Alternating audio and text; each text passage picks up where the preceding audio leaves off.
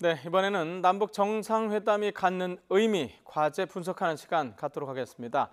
두 분 나와 계시는데요. 조한범 통일연구원의 선임 연구위원 그리고 최영일 시사평론가 두 분 나오셨습니다. 어서 오십시오. 안녕하세요. 안녕하세요. 예. 자, 이제 벌써 내일입니다. 그리고 두 정상의 만남이 벌써 세 번째고요. 예. 어저께 수행원이 발표가 됐고 오늘 일정하고 의제가 발표가 됐는데 좀 준비 기간이 짧았다 이런 생각이 드는데 어떻습니까? 아주 짧죠. 네. 왜 그러냐면 정의용 특사단이 9월 5일 네. 가서 일정을 확정을 했죠. 네. 그러면 우리 입장에서는 대략 한 2주 정도밖에 시간이 없죠. 네. 근데 북한은 더 급했어요. 그건 왜 그러냐면은 구구절이라고 하는 북한의 국가급 행사가 있었기 때문에 거기에 모든 신경을 쓰고 최종적인 구구절 행사가 끝난 게 13일이거든요.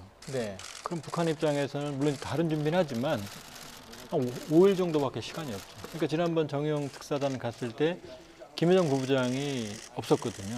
그 이유는 뭐 다른 이유가 있는 게 아니라 네. 구구절 행사 총지를 선전순동부가 하는데 네. 김여정 부부장이 그 책임자거든요. 그 정도로 이번의 경우에는 시간이 촉박했고 물론 네. 예정은 돼 있었지만 구체적인 날짜는 매우 촉박했다. 그렇기 때문에 제가 보기에는 이번에 모든 포인트는 네. 결국 여러 방송에서 나왔지만 결국 비핵화 부분에서 어느 정도의 성과. 네. 그러니까 최초로 정상회담에서 의제를 올린 거고요. 네. 이제 여기에 지금 방점이 있고 나머지는 사실은 큰 틀의 어떤 변화는 크게 기대하기는 어렵습니다. 알겠습니다. 그 부분은 잠시 뒤에 본격적으로 얘기를 한번 좀 해보고요. 자, 어쨌든 준비 과정이 짧았지만 그래도 성사가 잘 이루어졌고 뭐 내일 이제 앞두고 있는데 그만큼 양측의 신뢰 관계가 예전하고 좀 다르다는 역설적으로 그렇게 볼 수도 있는 거 아닙니까? 다르죠. 그러니까 사실은 2박 3일이란 일정이고 네. 우리 대통령이 평양을 방문해서 일정을 수행한다. 그러니까 이게 보통 일은 아니죠, 사실은. 네. 11년 만에 있는 일입니다. 세 번째인데요. 네. 2000년 아까 보셨던 그림의 6.15 공동성명 김대중 대통령 때. 그리고 2007년에 14 공동성명 노무현 대통령 때. 그러니까 이 어느 정도는 의전의 매뉴얼이 만들어져 있어요. 다 2박 3일이에요. 정형화돼 있는데 문제는 11년 만에 북쪽은 지도자가 바뀌었습니다. 우리 쪽도 이제 여러 차례 바뀌었죠. 그러다 보니까 이제 결국 정권 차원에선 처음 시도하는 일이거든요. 그래서 준비할 건 워낙 많은데 이 신뢰가 쌓여 있다는 근거를 전 어디서 찾고 싶냐면 두 번째 남북 정상회담은 번개 미팅이었어요. 심지어. 네. 그리고 나중에 이제 알려졌습니다. 그러니까 어찌 보면 극보안 속에서 또 우리 대통령이 통일각 쪽 북측으로 넘어가서 회담을 하고 돌아와서 발표가 된 것 아닙니까? 그러니까 이 정도로 긴밀하게 지도부 간의 소통이 이루어지고 있다면 사실은 지금 이 촉박한 건 사실인데 물밑 실무 접촉 차원에서는 상당한 양의 교신이 오갔을 가능성도 있고요. 네. 크고 작은 다양한 에피소드가 이미 준비되어 있을 것이다. 저는 그것을 임종석 비서실장이 지금 이제 지난 월요일에는 이 야당들에게 함께 가자고 국회에다가 초청 제안을 하지 않습니까?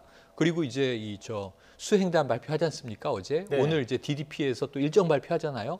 근데 그 뉘앙스의 행간을 열심히 들여다보면 좀 자신감이 묻어나요. 대략 준비돼 있다. 심지어는 전 어느 정도냐면 의제 조율도 거의 다 끝나 있고 네. 양 정상이 만나서 구두점만 찍는 것만 남은 것 아닌가? 그럼 북측이 뭔가 비핵화 부분에서 이번에 반드시 선물을 내놔야 하는 것은 이게 필수 과제거든요. 네. 이거 없으면은 사실은 성사가 불가능할 가능성도 있는 정상회담이었어요. 그러면은 대체로 한 90% 이상의 아웃라인은 그려져 있다라고 추정해도 좀 좋지 않겠나 이렇게 사견을 좀 제시드려 봅니다. 예, 알겠습니다. 지금부터 본격적으로 얘기를 해볼게요. 일정, 의제 그리고 수행원 좀 볼게요. 우선 오늘 아침에 임종석 대통령 비서실장, 지금은 이제 정상회담 준비위원장으로서의 자격이 더 강한데요. 자, 오늘 아침에 회담의 일정 그리고 의제를 브리핑했는데 우선 일정 관련 브리핑 잠깐 먼저 보겠습니다. 문재인 대통령과 수행원들은 8시 40분에 성남공항을 출발하게 됩니다. 오전 10시에 평양국제공항 순환공항에 도착할 것으로 예상됩니다. 공항에서 공식 환영 행사가 있을 예정이고 오찬 후에는 첫 번째 남북 정상회담이 진행될 것입니다. 둘째 날 오전에는 전날에 이어서 정상회담이 이어질 예정입니다. 이때까지 회담이 원만하게 진행된다면 아마도 오전 회담 후에는 합의 내용을 발표하는 공동 기자회견이 가능하지 않을까 조심스럽게 기대하고 있습니다. 예, 일정 관련 브리핑 먼저 들으셨는데 조금 전에 두 번째 만남을 번개 미팅이라고 표현하셨잖아요. 근데 이번에 임종석 비서실장 얘기를 들어보면 뭐 굳이 표현하자면 이번에 두 정상의 만남은 생방송 미팅이 될 것 같아요. 주요한 그렇습니다. 일정들이 생방송이 된다고 그러니까요. 자, 이게 어떤 의미가 있을까요? 전 세계에 이 리얼타임으로 실시간으로 생중계된다. 물론 이제 지금 KBS가 주간 방송사가 됐고요. 이미 중계차는 10여 대가 올라갔습니다. 다양한 행사장에 배치가 돼 있을 것이고 저는 이 생방송이라는 게 중요하기 때문에 순환공항 비행기 착륙 장면부터 이제 포착하기 시작해서 환영 행사부터 거의 모든 동선 분단위로 지금 이제 큐시트가 흘러가고 있을 것으로 봅니다. 그런데 그림으로 보면 전 더 의미 있는 게 뭐냐면 결국은 우리가 그림을 보고 방송에서 뭐 사람들이 열광을 하거나 영상 아니면 비판을 하거나 영상을 말씀하시는 거죠? 그림이라 하면 영상입니다. 자, 그런데 여기서 뭐가 중요하냐면 이 정상들은 계속 회의해요. 이틀 연속 회의해요. 마지막 날 이제 환송 행사하고 돌아오시기 직전에 아마 침묵을 도모한다.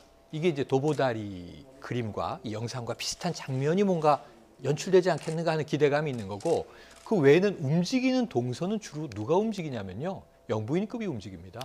제가 본 김정숙 여사가 리설주 여사의 안내를 받아서 북한의 학교도 가보고 병원도 가보고 대학도 방문하고 심지어는 지금 북한에 백화점이 있다는데 그러한 이제 주민들 생활시설도 방문해보고 하는 것들이 훨씬 그림으로는 더 생생하게 영상으로는 전달되지 않겠는가. 정상들은 일단은 이틀 연속 거의 이제 회의에 집중하는 것으로 돼 있습니다. 단독회담, 확대회담, 그리고 임종석 실장이 이제 준비위원장은 이틀째 19일 날 오후 정도에는 합의문이 나오길 기대한다. 이렇게 이제 얘기를 했잖아요. 그러니까 그것은 이제 비핵화를 포함한 의제에 대한 정상의 합의문이 4.27 판문점 선언보다는 더 구체화되고 진일보한 내용이 나오기를 내용을 기대하는 것이고요. 대체로 생방송의 의미는 저는 보여지는 영상, 여기서 많은 메시지 혹은 정보들을 북한에 대한 평양에 대한 정보들을 전달받을 텐데 이게 최초인 게 얼마나 의미가 있는 거냐면요. 바로 지난달 8월에 이산가족 상봉 어렵게 이루어지지 않았습니까? 2차례 시간도 이제 조금 더 늘리고 했었는데 이때 어떻게 했냐면 그 금강산 행사장이 그냥 다 통제돼 있고 행사장뿐이잖아요. 근데 그 연회장의 영상을 우리 기자들이 찍어서 그래도 풀 기자가 찍어서 파일을 차량으로 보내면 휴전선에 있던 중계 차량에서 트는 방식으로 됐고 그나마 고성 쪽 강원도에서 트는데도 서울에서는 영상이 자꾸 끊김 현상이 발생했단 말이죠. 노이즈가 있었단 말이죠. 그러니까 이렇게 좀 원시적인 방식으로 남북 간에 그만큼 북측이 방송 통제를 상당히 신경 쓴다는 걸 확인할 수 있었는데 이번에 평양 시내를 생중계로 그냥 송출하는 것을 허용했다는 것은 북한의 변화된 이 굉장히 큰 이 모습 중에 하나다. 저는 이렇게 평가를 해보겠습니다. 알겠습니다. 자, 생방송 미팅, 생방송 정상회담. 어찌됐든 내일부터 영상이 들어오는 장면을 보고 실제로 진행이 되는지 봐야 될 것 같은데 자, 생방송으로 저희가 김정은 위원장의 얼굴을 순환공항에서 볼 수 있을까요? 가능하죠. 가능합니까? 왜냐하면 이번에 2018년 지금 최 선생님 말씀하신 두 번째 번개 미팅 빼고는요. 4.27 정상회담이나 심지어 6.12 북미 정상회담도 연출에 신경을 씁니다. 형식? 그렇죠. 그러니까는 상당한 감동이나 어떤 리얼타임 실시간으로 최고 지도자의 행보를 보여주는. 그러니까 이번에 좀 약간 의아스럽죠. 왜냐하면 2박 3일인데 도착해서 오후에 회담하고 환영 만찬하고 다음 날 오전에 회동하고 나서 바로 합의문 지금 나왔거든요. 그럼 사실 1박 2일이면 끝나죠. 그렇죠. 2박 3일 있을 이유가 없죠. 그렇게 보면 사실은 1박 2일, 그러니까 두 번째 정상회담까지 의제나 논의 사항들은 대충 합의가 됐고 나머지는 사실은 이 평양 방문의 의의를 살리는 어떤 상징성 있는 연출이 필요한 거죠. 그렇기 때문에 상당한 정도의 의미를 부여할 수 있는 행보들이 생중계로 될 가능성이 높죠. 그렇기 때문에 조심스럽게 아마 김정숙 여사 행보도 말씀하셨지만 지금 고민은 여기에도 이 남쪽에도 탁월한 연출가가 한 명 있지만 북쪽에도 김여정이라고 하는 연출가가 한 명 있거든요. 그러면 도보다리를 능가하는 감동을 어떻게 줄 것인가 이게 고민일 거거든요. 제가 보기에는 아마 지금 김정은 위원장이 평양을 단장을 많이 해놨습니다. 그러니까 산업시설은 없어도 염연결이라든지 과학저걸이라든지 문수 물놀이장이라든지 하는 아마 그런 부분을 산책 내지는 일반 북한 주민들과 조화하는 장면. 만일에 이런 장면이 문재인 대통령 혼자 하시거나 아니면 두 정상이 같이 한다고 그러면 굉장한 감동을 줄 수 있죠. 아마 그런 형태의 뭔가 기대하지 않았던 새로운 신뢰를 확인할 수 있는 아마 그런 행보들이 있지 않을까 저는 생각합니다. 예. 그거와 연상이 돼서요. 뭐 1차 그러니까 김대중 대통령 때 정상회담, 그다음에 노무현 대통령 때 정상회담을 생각하면 이번에도 제 생각인데 분명히 뭔가 돌발 변수, 돌발 상황 뭐 좋지 않은 것보다는 어쨌든 긍정적인 의미에서 그런 상황이 벌어질 가능성이 상당히 있다. 이렇게 이번에 프레스센터에서 준비를 하고 있다는 얘기까지 있거든요. 그렇습니다. 평양에서 좋지 않은 상황이 있을 가능성은 아주 희박해 보이고요. 이제 대체로 좋은 상황인데 이것은 이벤트죠. 지금 말씀하신 돌발 변수라는 게 깜짝 이벤트가 될 가능성이 있는데 지금 문재인 대통령이 이미 임종석 실장 오늘 얘기를 하면서 중국에 가셨을 때도 중국 서민들이 가는 아침 식사 식당 어디냐 미리 확인했다가 가서 거기서 중국인들의 서민 음식을 아침 식사로 드셔보셨단 말이죠. 이 야권에서는 당시에 뭐 혼밥 논란도 있었지만 사실은 미리 다 준비된 것이라는 걸 나중에 청와대가 확인을 시켜줬고요. 이번에도 북한에서 일반 주민들이 가서 식사하는 식당 같은 곳을 좀 알려주면 우리가 방문 계획을 잡고 싶다라는 이제 지금 교섭이 있는 것으로 일부 노출을 했습니다. 그러면 문재인 대통령 혼자 혹은 김정숙 여사와 수행원 일부를 데리고 평양 거리를 자유롭게 활보하는 모습이 연출될 가능성이 높죠. 여명 거리를 뭐 김정은 위원장이 안내해줘도 좋지만 또 이렇게 평양 거리가 좀 자유스럽다. 북측 입장에서도 홍보 효과는 매우 높을 거로 봅니다. 김정은 위원장 싱가포르 갔을 때요. 정상 국가 지도자를 보여주는 모습 중에 하나가 밤에 싱가포르 야경 보러 나갔죠. 그때 우리나라 관광객이 있다가 이게 싫어하냐 그러면서 이 폰으로 찍어서 SNS 중계도 되고 그랬거든요. 심지어 손도 흔들어주고 미소를 띄었다. 이런 것만 가지고도 이제 뉴스가 됐는데 문재인 대통령이 평양에서 삼엄한 경호로 통제된 도시 분위기보다는 자유로운 분위기의 연출을 하면 북한도 좋고 그리고 우리 보는 시청자들도 평양이 생각보다는 저렇게 발전해 있고 자유롭구나. 이런 또 북한의 이미지도 개선될 것이고. 근데 이제 이왕이면은 김정은 위원장 내지는 뭐 김여정 부부장이나 누군가 안내를 하면서 우리에게 이렇게 알려진 평양의 전통적 명소, 예를 들면 을밀대라든가 이런 거 있지 않습니까? 대동강변이라든가 플러스 지금 이제 첨단화된 도시를 함께 보여줌으로써 우리도 지금 서울만은 못해도 나아지고 있는 중입니다 하는 좀 이제 호의적인 메시지를 전달할 가능성은 높다고 봅니다. 알겠습니다. 자, 저희가 좀 일정 얘기가 좀 길었는데 자, 두 번째 수행원 좀 넘어가 보겠습니다. 저희가 지금 그래픽을 준비했는데 수행원들이 누군지를 이제 앞으로 쭉 흘려드릴 텐데 저는 이 중에 크게 두 가지 부류에서 자, 강경화 외교부 장관이 좀 눈에 띕니다. 저는. 그다음에 두 번째가 이재용 부회장 등 그룹 총수들입니다. 자, 어떻게 이걸 두 가지를 좀 설명해 주시죠. 일단 공식 수행원의 면면이 중요합니다. 그러면 이제 일각에서 지금 4대 그룹 총수죠가 가니까 남북 경협 그런데 공식 수행원에 지금 김동연 부총리, 경제부총리가 안 들어있어요. 기재부 장관도 안 들어있고 또 우리 경제정책을 총괄한다고 할 수 있는 사령탑 중에 하나인 장하성 정책실장도 안 들어있습니다. 그러면 결국 정부 간에 남북 간의 경협 부분에서의 획기적인 타협은 없다는 얘기죠. 그러면 지금 공식 수행원을 보면은 일단 송영무 장관 이미 교체가 확정됐죠. 근데 간다는 얘기는 군사적 신뢰 구축 조치죠. 그다음에 김현미 국토교통부 장관 철도 도로죠. 고려일 사장도 있지만은 그다음에 산림청장이 있습니다. 산림청장. 그러면 사실 급이 안 맞거든요. 다 장관인데 그럼 산림 협력을 한다는 얘기죠. 그다음에 김영춘 해수부장이 있거든요. 그러면 해수장관이 있습니다. 그러면은 이건 평화수역 얘기거든요. 그러니까 공식 수행원의 큰 틀을 보면 이런 형태의 그림이 나오는 거고 민간 부문을 보면 지금 북한이 원하는 건 남북 경협이거든요. 근데 정부 수준에서 지금 약속해 주는 게 많지 않거든요. 그러니까 4대 그룹 총수가 가서 지금 가서 계약서에 사인하는 건 불가능하거든요. 결국 우리가 이런 의지가 있다는 걸 보여주는 거죠. 그러면 나머지 민간 부분에서 보면 이제 지금 할 수 있는 건 인도, 그다음에 체육 스포츠, 문화교류거든요. 그러면은 도정환 장관이 이제 문화 쪽에서 있을 거고 차범근 축구대표 전 감독이었죠. 그다음에 현정화 감독 보면 이쪽 축구나 이런 쪽 그러니까 월드컵 공동 개최라든지 또 박원순 시장 같은 경우는 내년이 지금 전국체전 100주년입니다. 근데 서울에서 개최를 해요. 그러면 여기에 만일에 전국체전에 북한이 참가를 한다고 그러면 굉장히 의미가 있거든요. 그렇죠. 그러니까 이런 정도죠. 그러니까 이산가족, 스포츠, 문화예술, 그다음에 군사적인 신뢰 구축, 그다음에 지금 여기 철도, 도로, 산림 요 정도의 그림이 지금 나올 수 있는 거죠. 네.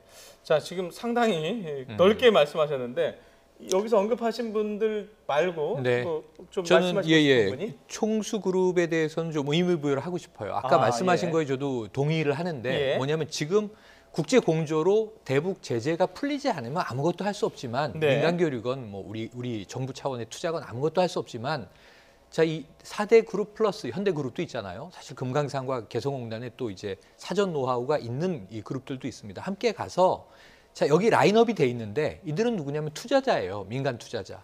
경제 제재만 풀리면 우리가 바로 들어올 수 있다. 문제는 경제 제재를 푸는 키는 김정은 위원장이 가지고 있다. 이게 미국이 그 제재를 풀 수 있도록 비핵화에 조금 더 전진을 보여달라. 그러면 우리는 언제든지 이게 뭐 민족적 차원에서든 아니면 이제 민간 시장을 이제 개방하는 차원에서든 열심히 돕겠다라는 이야기를 어필할 거예요.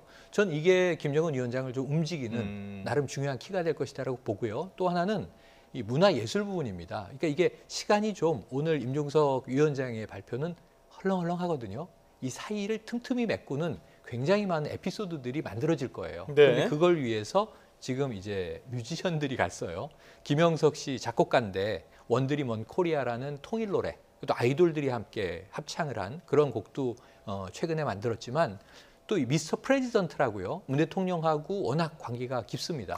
문재인 대통령의 의전곡을 이번 정부 들어와서 새로 만들기도 했죠. 외가가 실향민 가족이라는 얘기도 이미 인터뷰가 나왔고요. 네. 그래서 이 피아노 연주로 이제 아리랑과 우리의 소원은 통일을 연주한다라고 하는데 그 이상의 문화교류를 좀 윤상 단장이 지난번에 갔을 때처럼 만들 가능성이 있고 가수 에일리라든가 지코라든가 이 지코 씨는 래퍼인데 네. 힙합 전사로는 처음으로 북한을 가는 겁니다. 그럼 뭔가 여기서도 이제 문화적인 이벤트가 상당히 뭐 탁현민 이 선임 행정관을 주도로 해서 준비되어 있을 가능성들이 있다. 이렇게 우리가 볼 수 있거든요. 네. 그래서 이런 부분에서 볼거리도 적지 않게 2박 3일 동안 나올 가능성이 있다. 근데 그 카운터파트 또 누굽니까? 이번에 아직까지 등장하지 않고 있지만 내일 이후에 현송월 단장도 보이지 않겠습니까? 네. 그러면 이 우리에게도 이미 익숙한 북측의 예술 인사들도 교류하는 모습들이 보여질 것이고 환영 만찬이라든가 여러 가지 이제 크고 작은 행사장에서 또 다양한 이제 여흥을 돋굴 수 있는 이벤트 카드가 될 수 있다라고 예상이 됩니다. 예.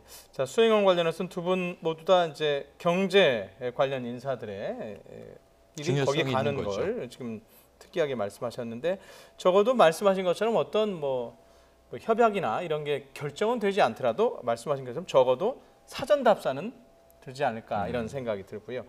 자, 이제 대체적으로 마지막 주제인데요. 일단 의제를 봐야 네. 되겠죠. 자, 임종석 비서실장 오전에 일정을 얘기하면서 의제도 뒷부분에 얘기했는데요. 의제 부분 먼저 임종석 실장 얘기를 들어보고 저희도 얘기 이어가겠습니다. 첫째는 남북 관계를 개선 발전시켜 나가는 것입니다. 여기서 가장 중요한 것은 이미 합의된 판문점 선언입니다. 기준이 되는 것은. 둘째는 비핵화를 위한 북미 대화를 중재하고 촉진하는 일입니다. 북미가 새로운 평화적 관계 설정을 위한 진정성 있는 대화를 조속히 재개해서 북한의 진전된 비핵화와 미국에 상응하는 조치가 추진될 수 있도록 노력할 것입니다. 마지막으로 남북 간의 군사적 긴장과 전쟁의 위협을 종식시키는 것입니다. 자, 지금 들으신 부분은 오늘 아침에 이제 공식 브리핑이었고 공식 브리핑 이후에 기자들과 이제 일문일답이 진행되는데 비핵화 질문이 나왔는데 블랭크란 단어를 사용했어요. 이걸 어떤 의미로 받아들여야 될까요?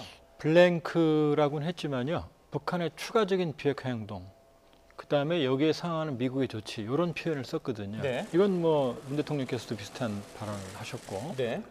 그 이야기는 지금 종전선언을 요구하는 북한의 입장과 네. 또 진정성 있는 추가적 비핵화 조치를 요구하는 미국의 입장이 충돌했고 여기서 폼페오 장관 방북 연기라고 하는 극단적인 압박 카드를 썼거든요, 미국이. 그러니까 네. 지금은 사실 김정은 위원장이 추가적인 비핵화 카드를 내놓을 단계입니다. 그렇기 때문에 일각에서는 뭐 핵신고다 그런 얘기도 있지만 지금 동결도 중요하거든요. 네. 원자로, 그다음에 재처리 시설, 농축 시설 이게 더 중요하거든요. 그러니까 과연 블랭크라고 말하는 부분에 추가적인 비핵화 조치가 뭐냐는 거죠.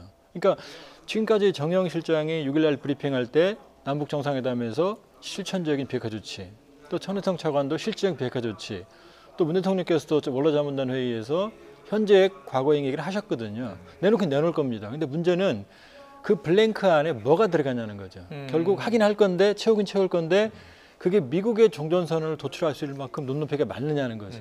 그렇게 보면 조심스럽게 예측을 해보면 이미 스티브 비건 대북정책특별대표가 일본, 한국, 중국 순방을 하고 마지막으로 한국을 방문하고 갔거든요. 네. 그러면 제가 보기에는 종전선언에 상응하는 비핵화 조치가 가능하지 않을까 그런 전망이 가능한 상황입니다. 예.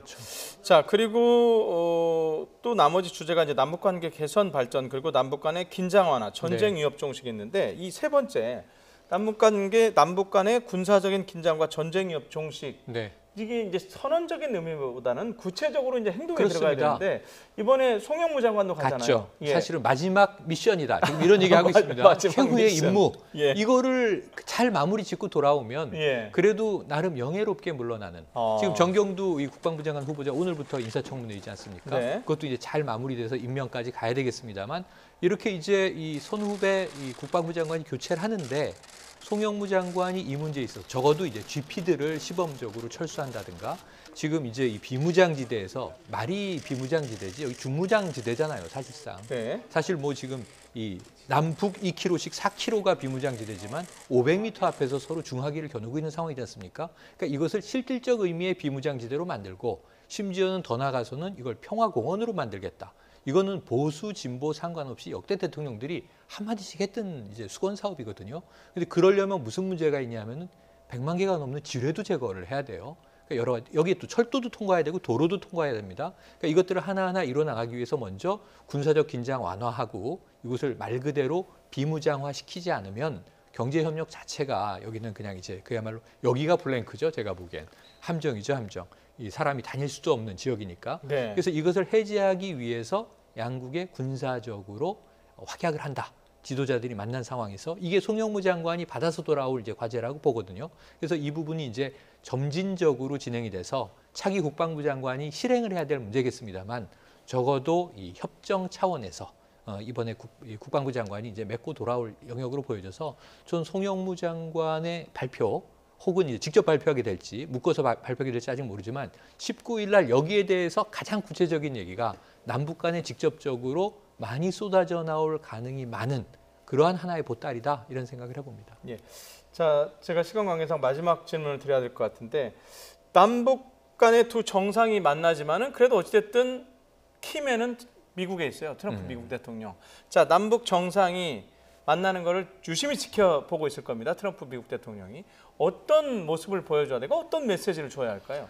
지금 교착 국면이죠, 북미. 네. 그다음에 남북이 먼저 만납니다. 끝나면 바로 문 대통령께서 뉴욕에 가서 트럼프 대통령 만납니다. 예. 그럼 남는 건 이제 서로 의견이 다 조율이 된 거죠. 그러면 상황이 좋으면 폼페이오 장관이 방북을 해서 마지막 방점을 찍은 다음에 중간선거 11월 이전에 아마 10월 중순쯤이 제일 좋겠죠. 그때 트럼프 대통령 입장에서는 김정은 위원장을 만나거나 남북미가 만나서 종전선언을 하는 거죠. 물론 종전선언을 할 만큼 충분한 비핵화 조치를 북한이 하는 거고 이게 이제 트럼프 대통령이 원하는 그림인 거죠. 종전선언. 예. 될까요?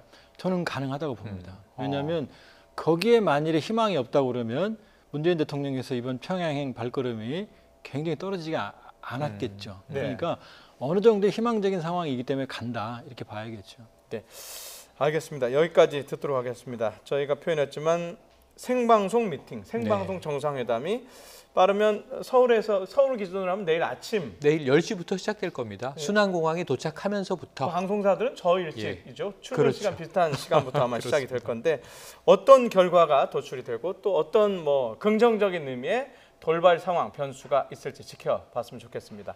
자, 조한범 통일연구원의 선임 연구위원 그리고 최영일 시사평론가 두 분이었습니다. 두 분 고맙습니다. 고맙습니다.